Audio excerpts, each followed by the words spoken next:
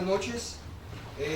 Después de la introducción, pues obviamente ya sabrán que mi trasfondo y mi forma de presentar las cosas es con respaldo bíblico.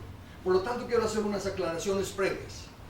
No miro la Biblia como un libro religioso. Miro la Biblia como el manual del Creador para su creación.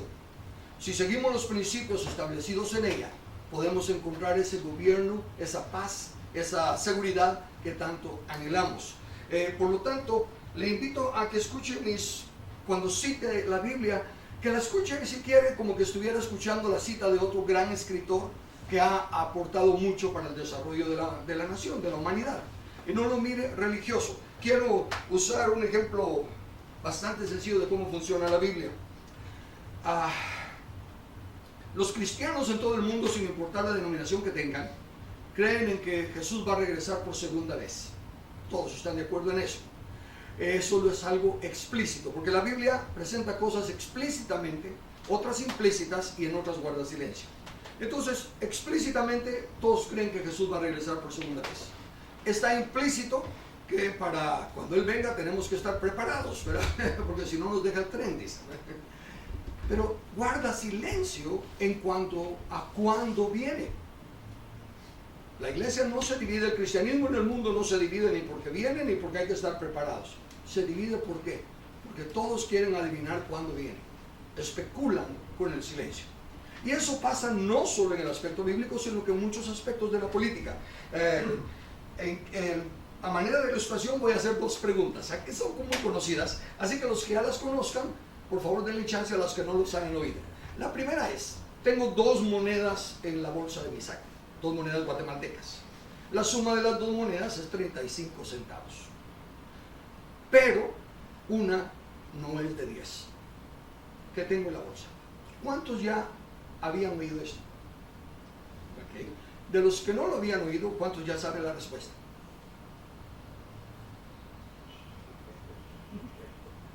Bueno, por la limitación del tiempo tendré que apurarlo. ¿Qué dos monedas forman 35 centavos en Guatemala? 10 y 25. 10 y 25. Entonces, ¿qué tengo en la bolsa?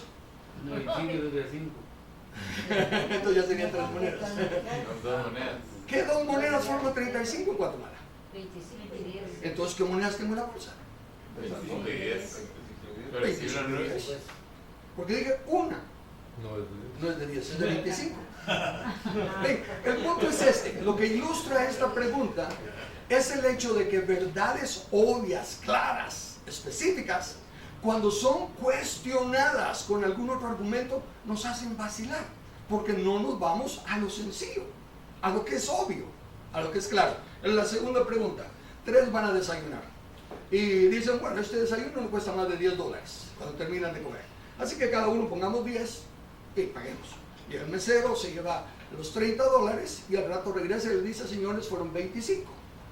Él dice, ok, entonces hay que agarramos uno cada uno y démosle los 2 al mesero. Entonces, si cada uno recibió uno, ¿cuánto dio cada uno?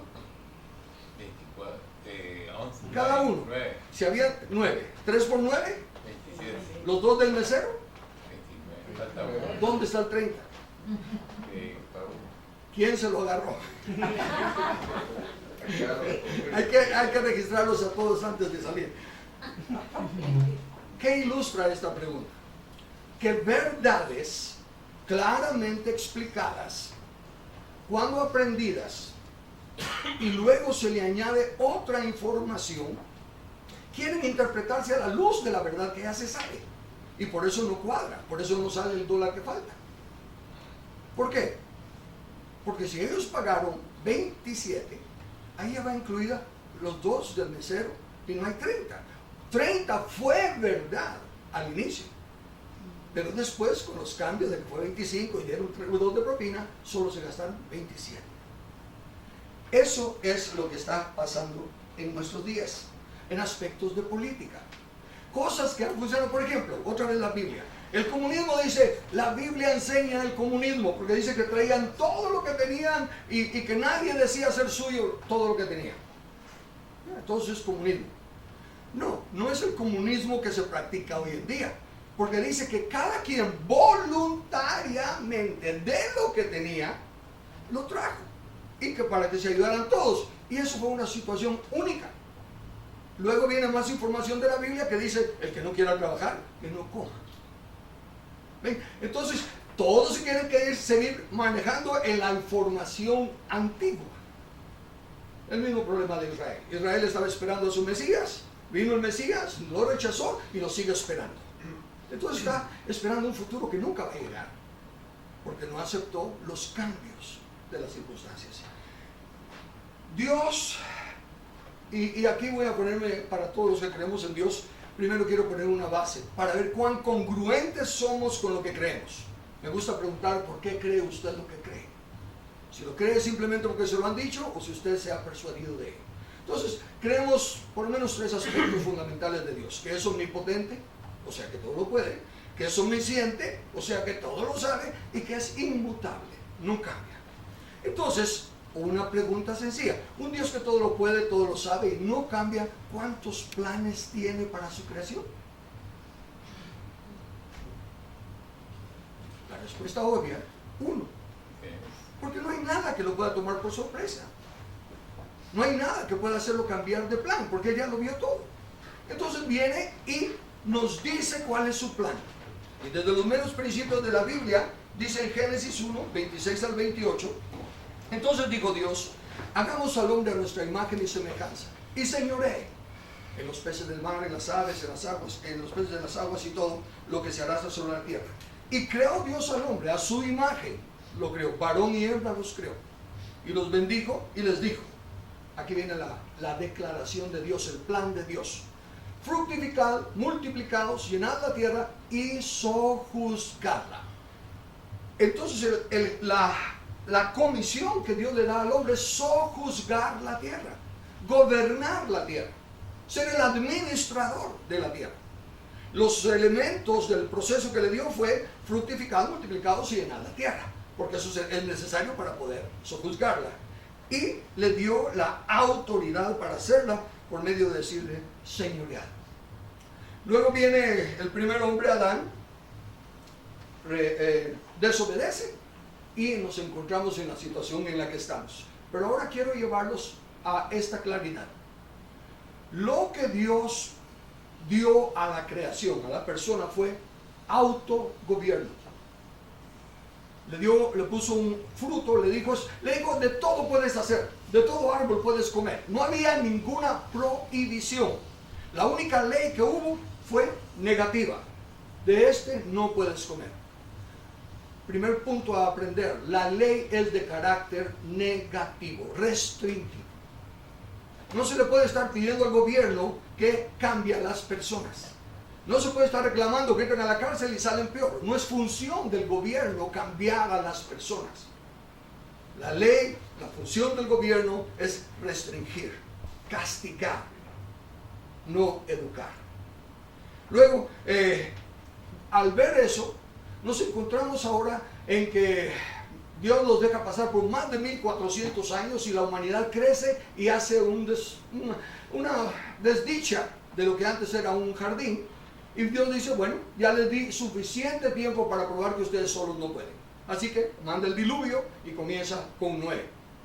A Noé, cuando sale, le dice: fructificad, multiplicados, llenad la tierra. ¿Qué ella no le dice? Sojuzgad.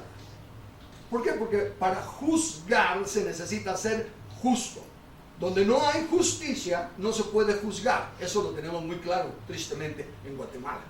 Se necesita que sean personas justas las que gobiernen. Y la Biblia dice: no hay justo ni siquiera uno.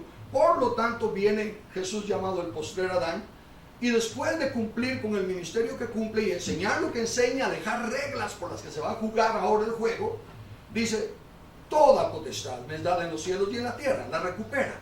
Entonces le dice a sus discípulos, ya no les dice fructificad, multiplicad, llenad la tierra, porque eso ya se dio. Les dice: id y hacer discípulos no a las naciones. La comisión es discipular a una nación. ¿Por qué? Porque el Deuteronomio dice que la ley única, justa, es la ley de Dios. Le dice a Israel: no hay otra nación grande que tenga leyes tan justas como estas leyes que yo te doy. E Israel fue la única nación por años, diferente de todas las naciones, por la ley que tenía, la ley justa de Dios. Hasta la fecha, Israel, aunque se ha apartado de los caminos de Dios, aunque no reconoció a su Mesías, sigue prosperando. No, y ahí perdónenme si me meto un poquito de dilema bíblico, pero no porque sea el pueblo de Dios, porque ya no lo es. Una vez más en lo explícitamente Jesús le dijo, el reino de los cielos es quitado de vosotros. Entonces no lo es. ¿Pero por qué sigue prosperando? Porque Dios no ha prometido bendecir a personas ni a naciones. Dios ha prometido bendecir a los que guarden su ley. E Israel sigue siendo la nación que como su constitución tiene la ley de Dios. Por eso sigue prosperando. No por lo bueno que son ellos, sino que la ley que tienen. Una última pregunta. Si decimos que esta escuela tiene alumnos, solo alumnos cristianos, y el maestro, pongámoslo que es cristiano también, pero el libro de texto es humanista, ¿es esta una escuela cristiana? ¿Ven? O sea que no son las personas las que hacen, es la ley lo que nos rige, lo que decide que somos. Quiero entonces presentarles cómo la autoridad que Dios delegó, porque le dijo a Noé cuando salió del arca, le dijo, ahora fructifica, multiplícate, llena la tierra. Para ello vamos a hacer algunas excepciones. De aquí en adelante, el que derrame sangre del hombre, por el hombre su sangre será derramada. La pena capital fue instituida por el único que la podía instituir, el único que da y quita la vida, Dios. Pero Él la instituyó y aclaró que se ejecuta por medio del hombre. No es de que Él envíe un rayo y castigue. En este esquema yo les voy a presentar, en primer lugar, la soberanía de Dios. Dios es el único que tiene autoridad. No hay absolutamente nada ni nadie en el mundo que tenga autoridad. Solo Dios tiene autoridad. Pero Él la delega. Y la delega para funciones específicas. No la delega para que tengamos autoridad y hagamos lo que nos dé la gana, sino que la delega a 3 instituciones. Aquí hay otro gran dilema de los que leen la Biblia y no leen en español. El doctor Samuel Beberian, que me ha servido grandemente, una vez me dijo, Carlos, aprende a leer en español. Y yo, sí, ¿cómo voy a leer en inglés si está en español? Me dice, no, me refiero, respeta las reglas de la gramática y lee con el sentido común. No hagas de la Biblia un libro místico, porque no lo es. Entonces, dice la Escritura en Romanos, el texto que tanto debaten los cristianos, toda autoridad es establecida por Dios, de modo que el que resiste a la autoridad, a lo establecido por Dios, resiste y acarrea condenación. ¿Es eso verdad? Sí. Pero dice toda autoridad, no dice toda persona en autoridad. La autoridad es delegada a la familia, a la iglesia y al Estado, a instituciones. Y es delegada para que cumpla sus respectivas funciones. No es delegada a ninguna de las 3 sobre las otras. Las 3 tienen igual autoridad porque las 3 están cumpliendo una función específica. Si se mete la familia a querer decir cómo se gobierna, está usurpando una autoridad. Si se mete el Estado a decir cómo funciona la iglesia, que a propósito lo está haciendo en la actualidad, está usurpando autoridad. Si la iglesia se mete a decir cómo deben de hacerse las cosas en las casas, aparte de enseñar que esa sí es su función, o cómo deben hacerse en el Estado, aparte de enseñar que esa sí es su función, entonces está violando su autoridad. La autoridad es dada a las instituciones con funciones específicas. Los ciudadanos, todos los ciudadanos, somos parte de la familia, de la iglesia y del Estado. Y debemos de someternos a las reglas de cada institución de acuerdo al porcentaje de responsabilidad que se tenga en cada una de ellas. Yo soy padre y soy esposo. Entonces tengo que respetar las reglas, las instrucciones para los padres y para los esposos. Pero luego en la iglesia soy un miembro o soy un líder, una de 2. Y tengo que respetar las reglas que gobiernan la iglesia. Y en el Estado soy un ciudadano o soy un gobernante. Pero tengo que respetar las reglas que se dan para el Estado. cada institución tiene su área de función. Y en las instituciones, entre las 5, hay 5 esferas de gobierno. Para ayudar tengo un ejemplo aquí antes que está muy importante.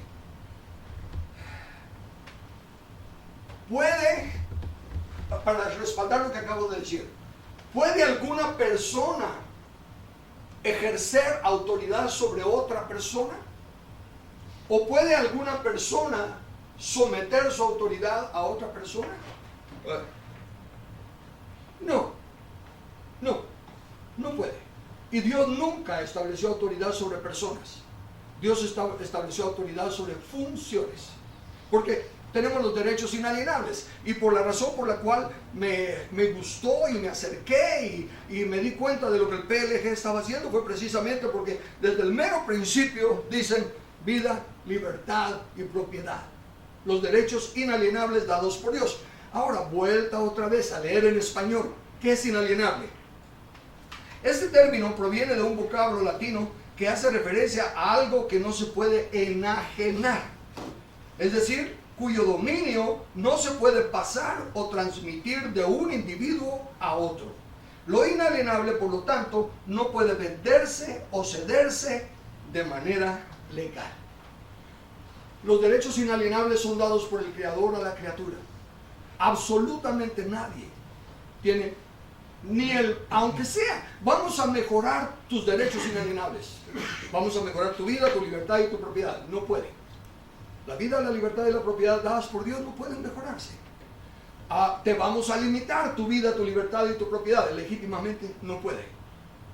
Porque son derechos inalienables. No se pueden ni transferir. A un aspecto de religión le vendió su alma al diablo. No puede. Es inalienable. Y el diablo no tiene para comprarla de todos modos. El punto es que si entendemos derechos inalienables, entonces nadie puede ejercer sobre ninguna otra persona autoridad. Lo que instituyen gobiernos es para proteger. Otro punto sumamente importante aquí. El gobierno no otorga derechos a la ciudadanía.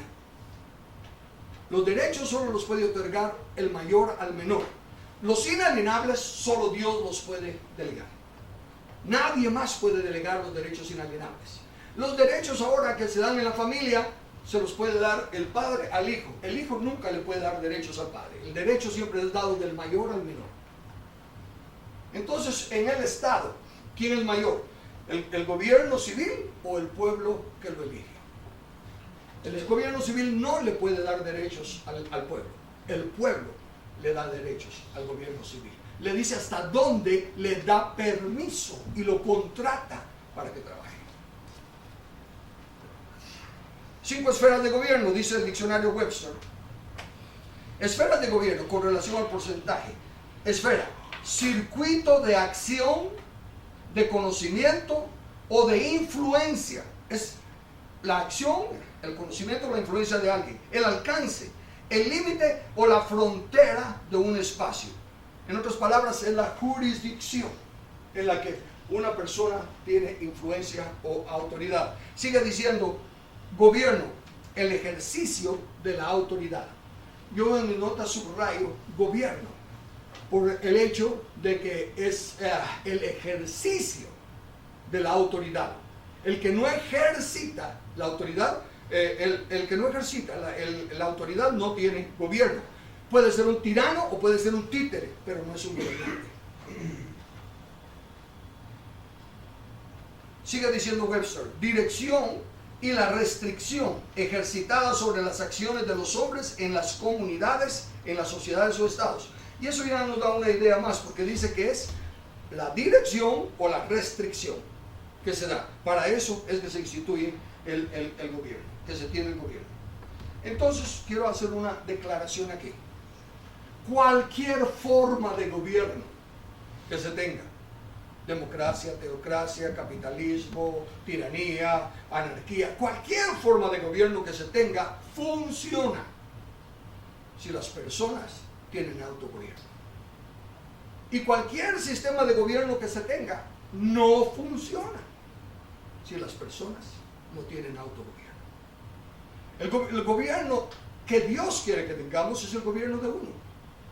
Por eso las leyes de Dios, que son varias, pero se resumen en los 10 mandamientos, y luego Jesús las resume en 2: amar a Dios y amar al prójimo. Y todavía cuando dicen eso cómo se aplica, entonces dicen, muy bien, si no puedes aprender esas 2, aprende esta una: trata a los otros como quieres ser tratado. El autogobierno funciona en cualquier esfera, en cualquier forma de gobierno. Entonces Dios, la prueba que le puso a Adán era ver si Adán se podía gobernar a sí mismo. Le dijo, de todo puedes comer menos de este fruto. ¿Cuál fruto? La manzana. No importa lo que era el árbol. El árbol no tenía nada de místico, nada de poder. Simplemente la prueba era, puedes gobernarte y no tocar lo que yo te dije que no tocaras. Y no puso ningún alambre espigado, no puso policía, no puso nada en proteger. Porque el hombre tenía que gobernarse a sí mismo. Obviamente falló y nos encontramos ahora en el proceso de restauración. Y una de las otras cosas que Dios dice, y es muy importante, tenemos que pensar en el bien común. Estoy usando una fraseología para que me entiendan. Y cualquier cosa que afecte el bien común, hay que tratar con ella, hay que lidiar con ella. Jesús mismo lo enseñó en el Evangelio de Mateo, capítulos 25, 29 y 30, donde dice, por tanto, si tu ojo derecho te es ocasión de caer, sácalo y échalo de ti, pues mejor te es que se pierda uno de tus miembros, sino que todo tu cuerpo sea echado al infierno. Y si tu mano derecha te es ocasión de caer, córtala y échala de ti, pues mejor te es que se pierda uno de tus miembros y no que todo tu cuerpo sea echado al infierno. Obviamente nos está enseñando principios de gobierno y autoridad. Y entonces hoy, cuando tenemos el gran debate de que si la pena capital, esto y lo otro, el mismo creador de la vida dice, aquella persona, aquel miembro del cuerpo que no quiere cambiar y que es una gangrena, hay que cortarlo y salvar al resto del cuerpo. Esos son principios claros y sencillos, como 10, 25 y 10 son 35. Pero empezar a argumentar otras cosas, tratar de encontrarle la solución a lo que ya explícita, lógica y claramente se ha dado, es lo que nos tiene como nos tiene. Por eso necesitamos volver a la sencillez de la palabra. Vamos a ver ahora sí el esquema de la autoridad. Como dije, en estas 5 esferas, dale a la siguiente que tenemos aquí. En estas 3 esferas, obviamente, cada uno tiene su gobierno: el gobierno familiar, el gobierno eclesiástico y el gobierno civil. Hay otras 2 más aquí que las mencionaré pronto. En el gobierno familiar está la educación. Hay otras cosas que se les llaman derechos y no lo son. La educación es un derecho. Definitivamente necesitamos una nación más educada. Y definitivamente mientras salimos de la situación en la que estamos, pues hay que trabajar, encontrarnos donde estamos. Necesitamos todavía de alguna manera seguir subsidiando la educación. Pero la meta debe ser que la educación le corresponde a la familia. Y lo que sí no debe de cambiar es que la enseñanza de principios éticos y morales, la educación, no la información, la educación, no el equipamiento, es responsabilidad de la familia. Todos los psicólogos y todos los que estudian todo esto dicen que en los primeros 7 años de la vida del niño es que se forma su carácter y sus valores. La Biblia lo pone a los 12 años, le llama destetar. Cuando la Biblia habla de destetar, no se refiere a dejar de mamar. Significa, es el tiempo que se separa el hijo de la mamá y ya se va con el papá a aprender los otros oficios que le competen. Pero entonces, en los primeros 7 años, aceptando lo que dicen los hombres, es donde se está formando el carácter, es donde se están haciendo los niños. ¿Quién los hace? Los tiene que hacer la familia. En mis tiempos, no hace mucho, el primer año se comenzaba a los 7 años. Yo fui al primer año hasta los 7 años. Los primeros 7 años los pasé en mi casa. Y lo que aprendí en esos 7 años es mucho más importante y me ha ayudado a salir adelante en la vida que lo que aprendí en la escuela, que no fue mucho, porque no fui mucho a la escuela. También me gustaba más jugar que estudiar. Entonces a lo que voy es esto: soy lo que soy en base a lo que mis padres me enseñaron. Me gusta usar la analogía del sabio Salomón. El sabio Salomón, reconocido como el hombre más sabio, fue el que escribió sobre el valor del buen nombre. de la reputación, de que tú sí seas sí, que tú no seas no. Y él escribió: de más se estima el buen nombre que las muchas riquezas, y la buena fama más que el oro y la plata. ¿Tuvo buen nombre Salomón? No. Terminó perdiendo su sabiduría y terminó como el peor de los tontos. ¿Creó buenos hijos que heredaron su buen nombre? No, su hijo fue peor que él. Ven, tenía toda la teoría, toda la enseñanza, pero no tenía el buen nombre. En el barrio donde me crié, en la zona 5, aquí en la colonia Labor, había ahí en la colonia, en las tiendas de la colonia y todo, una familia, un señor, apenas cursó el primer año de primaria. Fue huérfano desde niño. Y como en aquellos tiempos no había televisión, tuvo 13 hijos. De los 13 vivieron 9. El asunto es que llegaba cualquiera de sus hijos a las tiendas o algo, dice mi papá que le den una libra de azúcar, ¿verdad? Y decía el gran letrero que ahí: fiado se murió, mala paga lo mató. Y entonces que dice: no, aquí no se da fiado. Pero el dueño de la tienda oía decir: es patojo de Don Maco, dáselo. El buen nombre. Y ese hombre, si se le hubiera preguntado a Don Maco qué es el buen nombre, él le hubiera dicho: José me parece buen nombre. O sea que en cuanto a teoría no sabía nada del buen nombre, pero lo tuvo, lo vivió y se lo transmitió a sus hijos, a tal grado que ese hombre de primer año de primaria, sin enseñar matemáticas, lenguaje ni nada, en los primeros años de la vida de sus hijos formó esa integridad. Y de ellos han salido, de los 9, han estado en diferentes cargos, diferentes puestos. Uno de ellos fue un diputado y no aceptó comisión. Y hasta el mismo partido lo sacaron del partido por no doblegarse ante las injusticias. El menor de ese Don Maco, mi papá. Yo soy el hijo número 13 de un huérfano que solo cursó el primer año de primaria. Pero me enseñó los valores éticos morales, que son lo fundamental para salir adelante en la vida. Las otras 2 áreas de gobierno, bueno, entonces es la familia, la educación, el trabajo. El trabajo no es un derecho, es una responsabilidad. ¿Qué es un derecho? La mejor definición de derecho que he escuchado del doctor Paul Jerry dice: derecho es un reclamo justo de una promesa dada. Quiere decir que primero tiene que haber una promesa para poder reclamar ese derecho. Y la promesa tiene que ser dada por alguien que tenga los requisitos legítimos y la capacidad para cumplir la promesa. Si no hay nada, sirve que esté para reclamarse el derecho. Les prometo que los voy a llevar a la luna. ¿Cuándo? Entonces, la promesa tiene que ser dada por alguien con la capacidad legítima y los recursos para cumplirla. El Estado no puede prometer que va a dar trabajo. ¿Cómo lo va a hacer? ¿Va a llegar a los jefes de empresas y ponerle la pistola y decirle: emplea a este? No puede cumplir. Entonces, todas las promesas que normalmente se aceptan, si nos paramos a pensar, a razonar en español, lo lógico, lo claro, lo explícito, no se pueden cumplir. Trabajo es una responsabilidad. Una vez más, mi papá, con solo ese año de primaria, trabajó de un montón de cosas, nunca mendigó, nunca pidió ayuda y nos sacó adelante a los 13. Entonces, trabajo es una responsabilidad, no es un derecho. En lo eclesiástico, la función de la iglesia es enseñar estos principios. Por eso, por la dicha y la misericordia de Dios, escogió pues al peor de la familia, porque en mi familia o todos tocan un instrumento o todos cantan. Yo ni toco, ni sirvo, ni canto. Pero es que el Señor escogió lo peor para demostrar su gracia.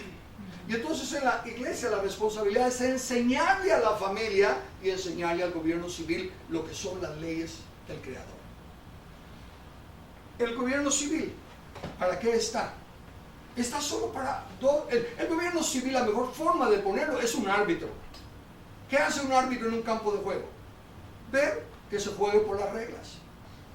Si un equipo es mejor que el otro, si chamarrea al otro, lo deja 10-0, el árbitro no dice: pobrecitos aquellos, que sea el del honor que metan, así que voy a marcar un penalti. No, el árbitro no pone leyes, no cambia, solo mira que se respeten las leyes. Y si los dos equipos son técnicos, el árbitro no hace nada. Y su ámbito de autoridad es solo en el campo de juego. En el campo de juego le saca tarjeta roja al jugador, le saca tarjeta roja al entrenador y lo saca del campo y del estadio. Pero una vez que terminó el juego, su esfera de autoridad, no puede hacer absolutamente nada. Entonces, esa es la función del gobierno. Hay otras dos más y le pertenecen a la familia. ¿Están ahí? Sí. El gobierno individual. Esta es la base, pero obviamente se empieza a trabajar en la familia, por eso lo pusimos aquí, el autogobierno. Y el otro gobierno es el de asociaciones voluntarias. Aquí entran todo lo que sale de la familia. De la familia salen los deportistas, salen los profesionales, salen los agricultores, sale todo. Y estas son asociaciones voluntarias, los comercios. Yo voy a la tienda y voluntariamente compro lo que voluntariamente me venden. Y a eso, ahí en esto de asociaciones voluntarias lo incluimos todo. El arte, el entretenimiento, los deportes, todo entra en la sección de asociaciones voluntarias. Y todo tiene sus reglas. Veamos las 5 esferas de gobierno como deben ser. Lo que debemos todos aprender a manejar a tener es el autogobierno, porque en última instancia, la Biblia dice, cada quien dará a Dios cuenta de sí. No lo vamos a dar como familia, no lo vamos a dar como iglesia, no lo vamos a dar como nación, cada quien. Por lo tanto, a mí me importa saber que voy a estar en buena relación y la única forma de hacerlo es gobernándome, no esperando que alguien más me diga qué hacer. Autogobierno nos dice la Biblia, mejor es el que tarda en airarse que el fuerte, y el que se enseñorea de su espíritu que el que toma una ciudad. Solo razone. Humanamente hablando, ¿a quién consideramos nosotros mejor? ¿Al que se controla a sí mismo o el que conquista una ciudad? Bueno, en las apariencias se pensaría que el que conquista una ciudad, pero miren, la fuerza bruta la podemos ejercer todos, porque es bruta. Pero el autogobierno, el controlar las pasiones, el controlarse cuando yo sé que esto es injusto, o aún miren, es pequeñeces, le dan a uno un vuelto de más. Bueno, no es mi culpa, es mi buena suerte. No. El autogobierno, no hay un policía que me esté viendo, pero yo sé que ese dinero es de más y no es mío. Entonces lo tengo que regresar, es autogobierno. He escuchado los comentarios de los japoneses que enseñan de que si no es tuyo, es de alguien más, ¿verdad? Y respetar el derecho ajeno. Entonces el autogobierno, el que tarda en airarse. Como ciudad derribada y sin muros es el hombre cuyo espíritu no tiene rienda. La analogía viene del mismo Israel, que le mandaron un mensaje a Nehemías diciéndole la ciudad está en terribles condiciones porque no tiene puertas, no tiene muro.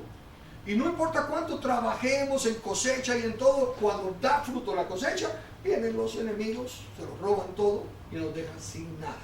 Entonces, así es un hombre que no tiene autogobierno. Puede trabajar mucho en su matrimonio, puede trabajar mucho en su empresa, puede trabajar mucho en su deporte, en su profesión. Si no tiene gobierno, eventualmente va a venirse abajo todo lo que está haciendo. Porque lo que sostiene a uno es el autogobierno. Después del gobierno familiar, la esfera de gobierno propio, después viene la esfera del gobierno familiar. Quien no tiene autogobierno no va a poder gobernar su familia.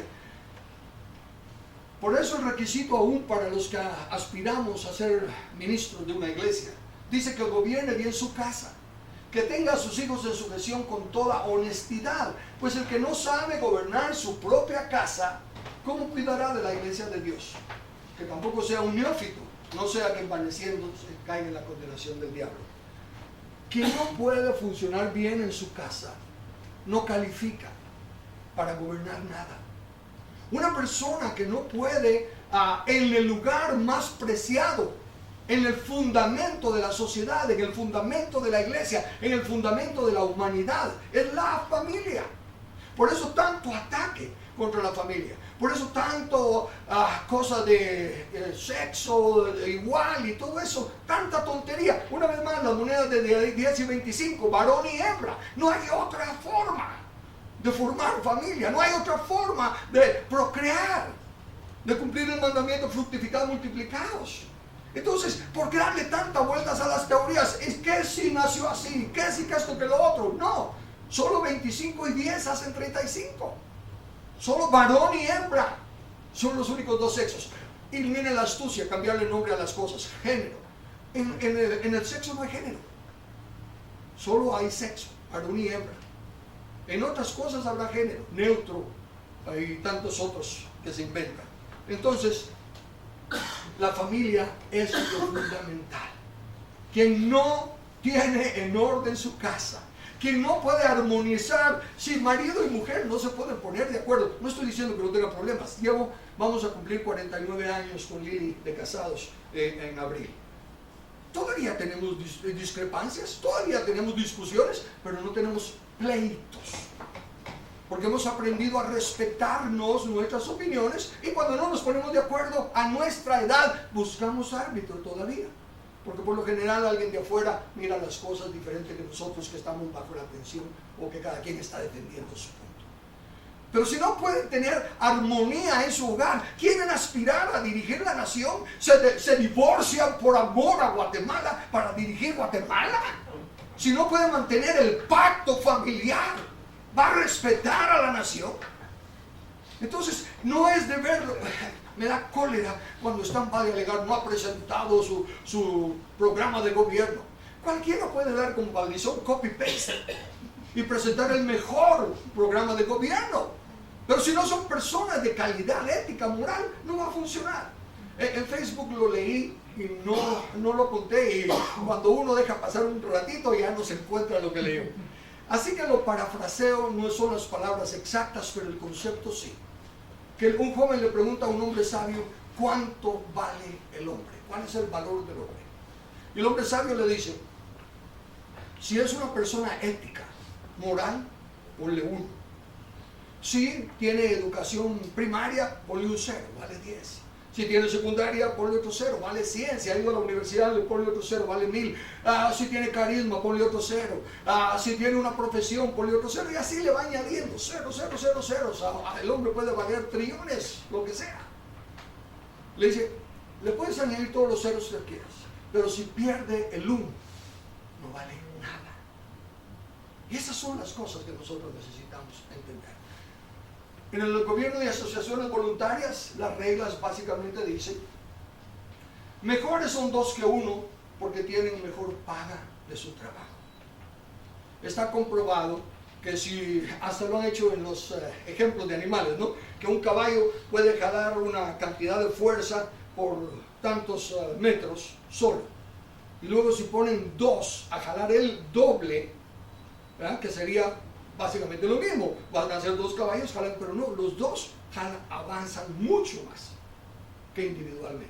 Está comprobado, el trabajo en equipo es fundamental. Entonces, en las asociaciones voluntarias, el ganar sí es factible. ¿Qué se necesita para aplicar el ganar? Trata a los demás como quieres ser tratado. No engañes en tus negocios, no que la balanza pese 16, que la libra pese 16 libras, 11, perdón. Balanzas justas, pesas justas y medidas justas tendréis. Yo Jehová vuestro Dios que os saqué de la tierra de Egipto. Dense cuenta cómo en estos versículos que son principios, son semillas para que nosotros desarrollemos, nos está hablando de la equidad, nos está hablando de la integridad y de la justicia. Y que si hacemos eso, tendremos éxito en todo lo que nos desarrollamos. El gobierno civil, fíjense, la meta es el gobierno propio. Donde se empieza a desarrollar el gobierno propio es en la familia. Si se desarrolla bien el gobierno propio, las asociaciones voluntarias van a ser, como digo, justas. Y hasta ahí deberíamos de llegar. Hasta ahí deberíamos de llegar. Esa es una nación que progresa. Pero como lamentablemente algunos en la familia no entrenan al gobierno justo, al autogobierno, entonces en las asociaciones voluntarias ya empiezan a haber cosas deshonestas, por lo tanto entra el gobierno civil. La función del gobierno civil es controlar externamente a los que no aprendieron a controlarse internamente. Porque es Romanos, hablando del gobierno, del gobernante, porque es servidor de Dios para tu bien. Pero si haces lo malo, teme, porque no en vano lleva la espada, pues es servidor de Dios, vengador para castigar al que hace lo malo. Por lo cual es necesario estar sujetos no solamente por razón del castigo, sino también por causa de la conciencia. La función del gobierno no es estar con tantos derechos humanos. Esa institución de derechos humanos no debería ni existir. ¿Por qué? Porque aquí se aprende a respetar los derechos humanos. Si no se respetan, para eso está el gobierno civil. Para castigar. No está para bendecir. No está para quedar bien con nadie, no está para ayudar a nadie, está para castigar al que no quiere jugar por las reglas, al que no quiere respetar su autogobierno, al que no quiere trabajar en sí mismo. Entonces, el gobierno civil castiga, viene el gobierno eclesiástico. El gobierno eclesiástico. Y por favor noten esto, no es religioso, y les voy a explicar por qué. ¿Osa alguno de vosotros cuando tiene algo contra otro ir a juicio delante de los injustos y no delante de los santos? La palabra santos en la Biblia no es como la manejamos de un santo con una aureola.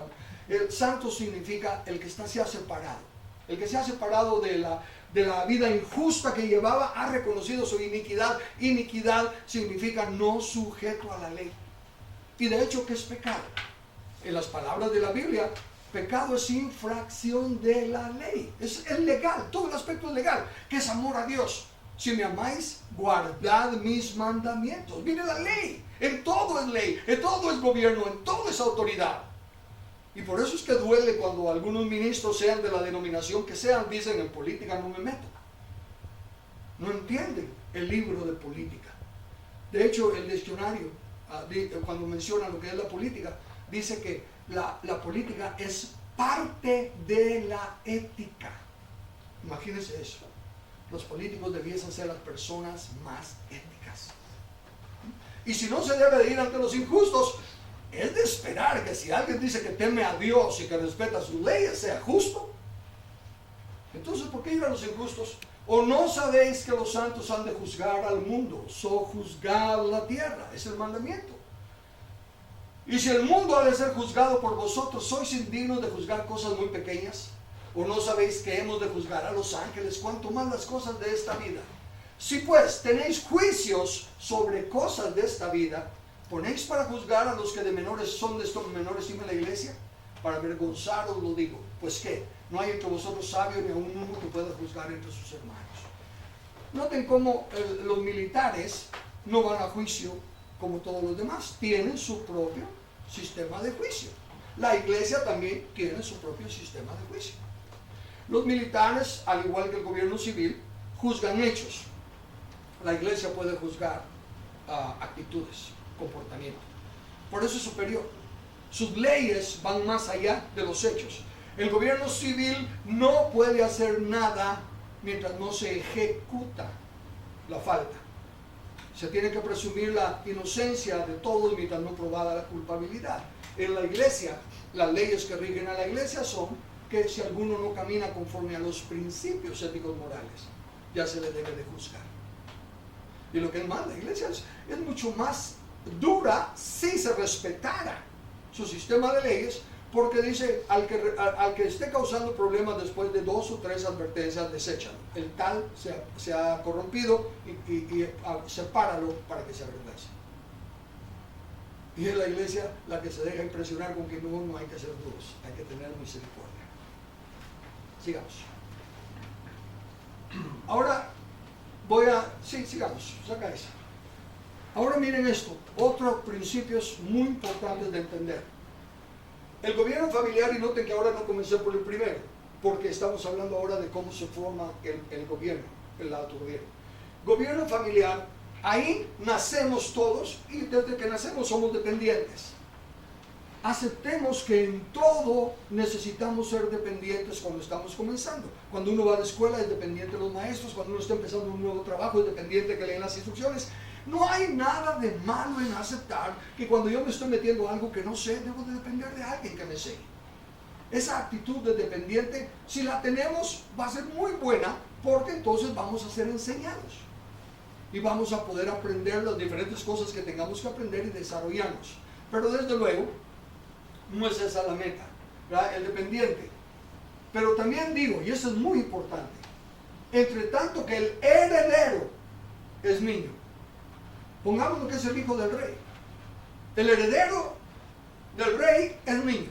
El heredero de la nación, de lo que sea, es niño. En nada difiere del esclavo, aunque es señor de todo, sino que está bajo tutores y curadores hasta el tiempo señalado por el Padre. Aquí tengo que hablar, con el perdón de ustedes, de una exhortación a los que nos decimos cristianos, y tantos que andan ahí como somos cabeza y no cola y con declaraciones tan positivistas. Mientras no se madura, mientras no se tiene autogobierno, se es niño, y en nada se difiere del esclavo. En lo que no se madura en conocimiento político. El pueblo es niño en su gran mayoría. Es el Señor. La soberanía radica en el pueblo. Pero es niño en el entendimiento. Entonces en nada difiere del esclavo. Y por eso depende del Estado. Dependiente es una función de niño. O de un aprendiz. O de un profesional, pero que está empezando algo. Se depende cuando uno está comenzando algo. Pero esa no es la meta. Tenemos que seguir. El segundo paso es el gobierno personal. Todos debemos de llegar a ser independientes. En nuestra casa, nosotros le damos de comer a nuestros hijos, les cambiamos los pañales, los bañamos y todo. Son dependientes, pero no queremos tener que cambiarle los pañales a nuestro hijo de 40 años. Tienen que llegar a ser independientes. Tienen que aprender a valerse por sí mismos. En todo, la meta es independizarnos. En los estudios, se es dependiente mientras está en la carrera. Pero luego que el doctor se gradúa, no va a agarrar el teléfono celular y decir, mire, ahorita qué hago con esto que tengo aquí con el paciente, ¿verdad? Ya no va a depender del maestro. Ya tiene que ser independiente. En todo, en la política. Somos dependientes. Tenemos que empezar a conocer la ley, a conocer nuestros derechos y nuestras responsabilidades. Necesitamos la instrucción para madurar. Todavía estamos niños, como digo en Guatemala, en el aspecto de política. Necesitamos madurar para que no nos estén manipulando. Por ejemplo, ahorita, lo que estamos experimentando, la Corte de Constitucionalidad, esos señores están fuera de la autoridad delegada, están usurpando la autoridad. Ya no son autoridad, son enemigos del pueblo. Porque todo el que no respeta los derechos inalienables y las reglas de la nación es un enemigo de la nación, sea quien sea. Pero el pueblo es dependiente. Necesitamos madurar. Necesitamos personas como las que ahora nos están presentando este programa, en el cual tienen ahí entre sus papeles, yo ya leí el folleto, el mejorar la educación. Pero ya empiezan a dar unos pasos justos. No la educación aquí en Quilete, sino que la educación dándole un vale a los padres para que puedan escoger la escuela que quieran. Pero el vale es para educación, no para otra cosa, no para aprovecharse de otra cosa. Entonces, como dije, yo sé que tenemos que aceptar nuestra realidad, tenemos que hacer algo con la falta de educación que tenemos, pero con la meta del independiente. No que se queden dependientes todo el tiempo. El mismo Dios subsidió a Israel mientras pasó en el desierto. No le faltó comida, no le faltó agua, no le faltó ropa, no le faltó nada. Tan pronto llegó a la tierra prometida, se acabó todo el subsidio. Ahora el que no quiera trabajar no come. Entonces un subsidio con propósito y con tiempo es válido. Pero no hacerlo como nuestra Guatemala, la forma de seguir engañando y usando a la gente, manteniéndolos dependientes y no dejándolos que se desarrollen. Todos tenemos creatividad, todos tenemos potencial. Y está dicho que la necesidad es la mejor motivación. Los grandes descubrimientos al inicio eran buscando solución a problemas y luego se han convertido en grandes beneficios para toda la humanidad. Entonces, independiente. Pero esa no es la meta, porque hay muchos independientes. La meta es, bueno, el texto de independiente no lo leí, regresemos al texto, no lo leí.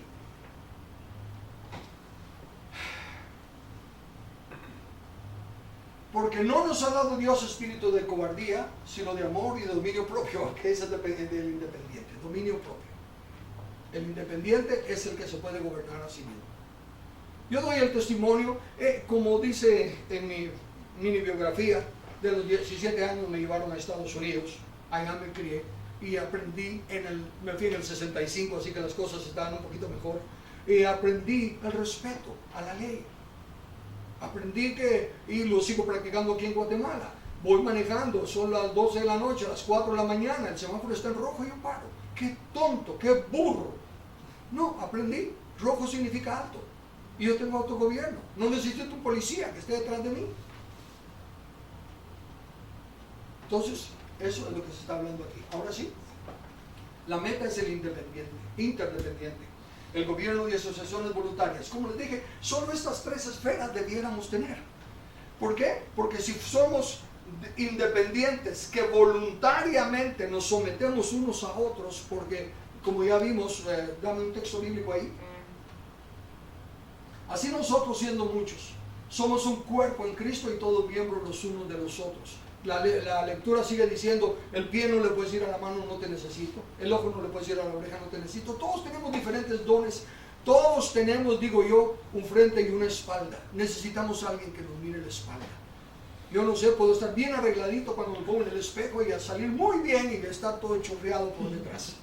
Entonces, todos nos necesitamos y valemos más cuando trabajamos en equipo. Guatemala y cualquier nación prospera más cuando se respeta a la ciudadanía y la ciudadanía respeta al gobierno. Y cuando el gobierno se limita a su función y deja que la ciudadanía desarrolle sus habilidades, desarrolle su comercio, salario mínimo, precios canasta básica, y todo eso no le compete al gobierno. Eso es un trato individual. Casos muy reales que conozco personalmente. Un hombre profesional que trabaja por varios años para una empresa, luego se queda sin trabajo por X, Y, Z razón, no necesariamente porque se portó mal, y empieza a buscar trabajo. Y cuando llena las aplicaciones, a veces sus cualificaciones son mejores que el que lo está entrevistando. Y entonces, por pena de que le quiten el chance, no le dan trabajo. Entonces él dice, bueno, yo no estoy pidiendo ese puesto, trabajo de lo que sea, necesito el dinero. Dice, no, porque a tu puesto no se le puede pagar tampoco el salario mínimo dice, es este, y si no quieren pagar el salario mínimo, el gobierno entra. Si yo estoy necesitado, aunque sea por la mitad del salario mínimo, trabajo para llevar la comida a mi casa. Ah, pero el señor Estado dice, no, tiene que pagar el salario mínimo, y el otro no me contrata.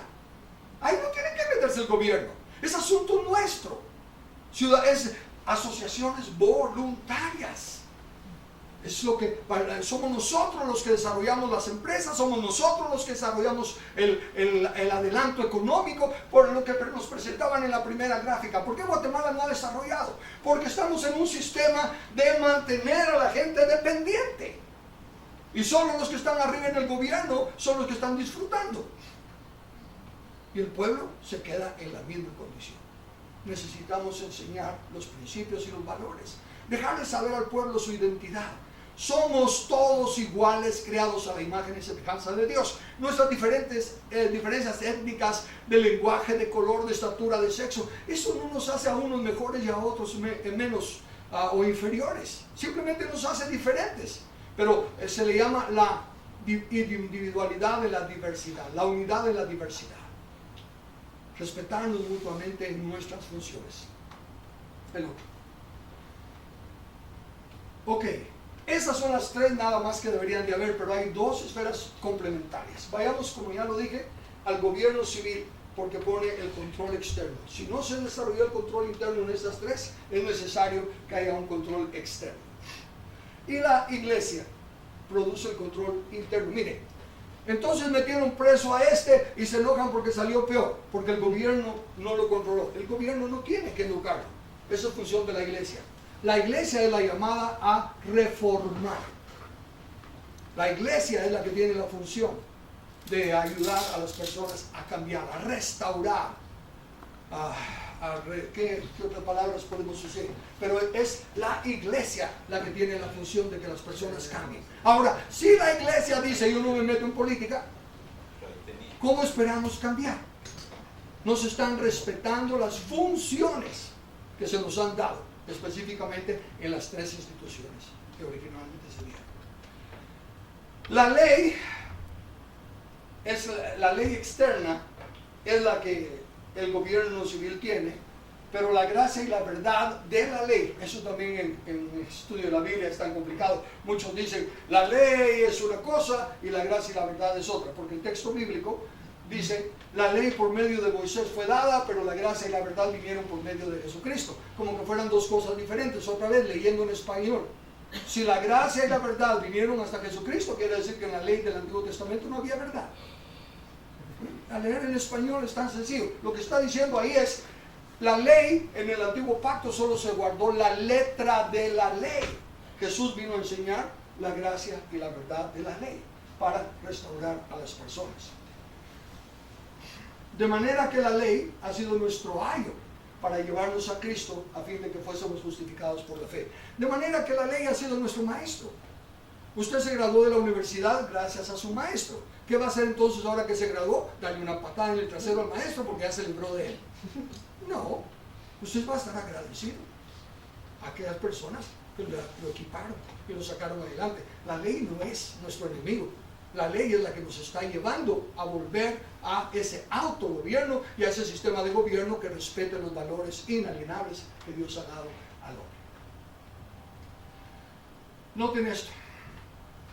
En 1978 el presidente John Adams, hablando a los militares, dijo que no había forma de forzar el buen comportamiento de la gente.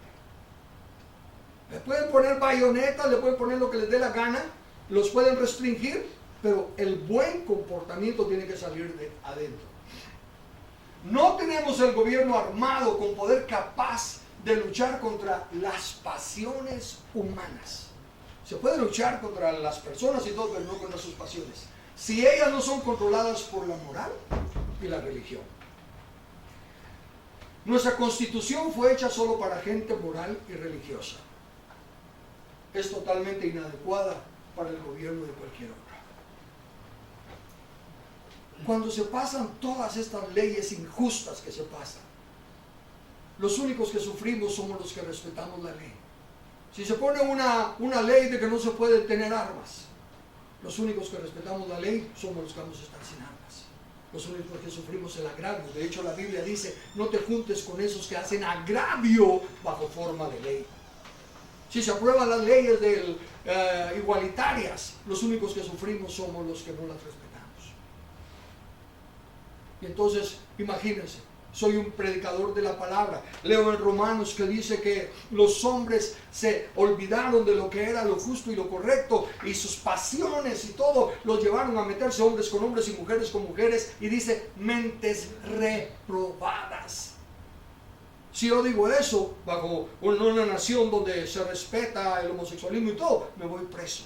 Los únicos que sufrimos con las leyes injustas somos los que respetamos la ley. Por lo tanto, no podemos permitir en los puestos de gobierno más personas que no tienen carácter ético-moral y que no respetan la ley. Cuando los justos gobiernan, dice la Biblia, el pueblo se regocija. Mas cuando gobierna el impío, el pueblo gime. Ya estamos cansados de vivir. Necesitamos empezar ya no por la politiquería que nos han vendido todos estos años, sino que empezar por buscar personas ético-morales. En la Biblia, cuando Dios busca un líder, no dice que esté graduado, no dice esto y lo otro, siempre dice busca personas de principios, personas de verdad, de carácter, porque las demás cosas se pueden aprender, pero los principios se maman en casa. Y si no se mamaron en casa, esa es la función de la iglesia, restauración, ir a redimir al hombre caído, enseñándole que aprenda a gobernarse a sí mismo primeramente. ¿Qué dijo Robert? Los hombres, en una palabra, deben necesariamente ser controlados por un poder dentro de ellos o por un poder afuera de ellos, el autogobierno o el gobierno civil, ya sea por la palabra de Dios o por el brazo fuerte del hombre, por la Biblia o por la bayoneta. Esa es la situación. Entonces, en última instancia, todo apunta a que aprendamos el autogobierno. Todas las demás esferas, cuando hay autogobierno, van a seguir siendo excelentes, porque la meta final es el autogobierno. Déjeme aclarar un punto que dije muy a la carrera. Dije que ningún hombre puede tener autoridad sobre ninguna persona. A manera de ilustración, como ya vieron en el texto bíblico que decía, el que no gobierna bien su casa no puede gobernar la iglesia de Dios. A mí me gusta decirles, como se los voy a decir a ustedes para ver qué piensan, les digo a las personas de las iglesias cuando tengo oportunidad de compartir, les voy a decir una verdad. Pues una verdad, no es un chiste, no es una invención. Tengo 3 hijos, Ondina la mayor, Brandon el segundo y Johanna la tercera. Y les digo que, honestamente hablando, nunca tuve autoridad sobre Ondina, ni sobre Brandon, ni sobre Johanna. ¿Qué piensan de mí? ¿Califico para dirigir la iglesia? Los que conocen Biblia rápido dicen no. Porque la Biblia dice el que no tiene en orden en su casa. Mi casa estuvo en orden. Y no dice que no tuvo autoridad sobre Ondina, Brandon y Johanna, porque no la tuve. Tuve autoridad y los tuve a raya a mis 3 hijos. ¿No son lo mismo? No. Ondina es una persona, Brandon es una persona y Johanna es una persona. Mientras estuvieron en la función de hijos menores de edad o bajo mi techo, yo tuve autoridad sobre su función. Una vez que ya fueron hombres y mujeres, salieron de mi autoridad. Si mi hijo pone una empresa y me contrata, ¿quién le obedece a quién? ¿Quién le obedece a quién? ¿Yo a él? ¿El papá al hijo? No, nunca. El empleado al jefe. Son funciones. Nunca se ha delegado autoridad sobre personas. Solo se ha delegado autoridad sobre funciones. Entonces el gobierno no tiene autoridad sobre ninguna persona. Tiene autoridad sobre funciones de ciudadanía nada más. ¿Cómo educo a mis hijos? No es función de ciudadanía. ¿Cómo creo en mi conciencia? No es función de ciudadanía. ¿Cómo respeto las leyes? Eso sí es función de ciudadanía. Entonces, cuando entendemos que esas 3 instituciones solo tienen autoridad sobre funciones, nos va a ser más fácil entender por qué tenemos que escoger a mejores personas. ¿Y por qué tenemos que escoger a personas que vayan a respetar los valores éticos, morales que necesitamos en el fundamento de la familia? Porque esos van a ser el fundamento de la iglesia y el fundamento de la nación. El Estado civil, el gobierno civil, no puede decirle a la familia cómo educar a sus hijos si no tiene derecho. Si se empiezan a meter a enseñar homosexualismo, son unos tiranos enemigos. Yo me resisto y me levanto en contra un gobierno que quiera meterle a la fuerza a mis hijos o a mis nietos esas enseñanzas. Usted es un rebelde. No, señor. Estoy obedeciendo la función de familia y como padre soy el responsable. Este es mi gobierno. Esta es mi nación. Yo tengo que respetar las leyes de mi familia. Está escrito obedecer a Dios antes que a los hombres. Entonces necesitamos entender eso. El Estado, el gobierno, solo tiene autoridad sobre funciones, sobre ciudadanía. Nada más. Cuando se sale de ese ámbito, de esa esfera de gobierno, es un enemigo del cual hay que defenderse. Porque es el enemigo, el tirano más poderoso, porque tiene toda la plata y tiene toda la fuerza militar. Pero si nosotros entendemos nuestro rol y empezamos a vivir y reclamar nuestros derechos, pero primero manifestando autogobierno, podemos tener la Guatemala que se nos presentó, que puede estar entre las primeras 25, y en mi corazón yo creo que si aplicamos estos principios, como dice la Biblia, bienaventurada la nación cuyo Dios es Jehová, podemos estar arriba de todos. Creo con todo mi corazón que Guatemala está despertando, que ahorita está en dolores de parto, que toda esa maldad que ahorita nos está cayendo, que están tratando de hacernos lo que están tratando de hacernos, son sencillamente dolores de parto. Para los que han estado dormidos, despierten. Para que los religiosos que han estado dormidos, despierten. Para que los empresarios que se han dejado estar manipulando, despierten. Para que nos demos cuenta que el destino de nuestra nación está en nuestras manos. Pero que primero tenemos que aprender a gobernar nuestro corazón para ser capaces de gobernar la nación. Muchas gracias.